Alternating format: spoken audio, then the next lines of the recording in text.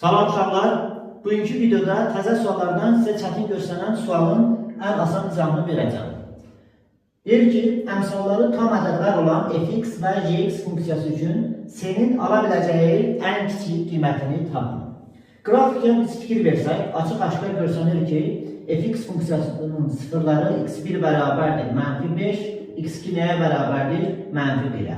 Fx funksiyası üçün bir terimini tətbiq eləsək, yazarıq ki, c bölünsün a bərabərdir, x1 vurulsun x2, bu da nəyə bərabər olacaqdır? Müsbət 5'ə. Buradan c-ni taparıq ki, 5a.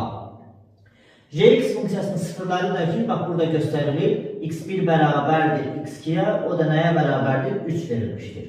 Gx funksiyası üçün biz bir terimini tətbiq eləsək, o zaman yazırıq ki, c bölünsün d bərabərdir, x1 vur x2, yəni ki 9. Buradan da tapırıq ki, c bərabərdir 9d.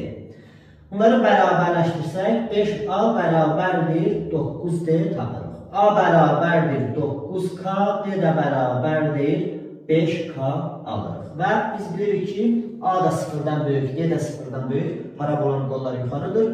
O zaman k-ya ən kiçik olaraq nə verə bilərik? 1 verə bilərik.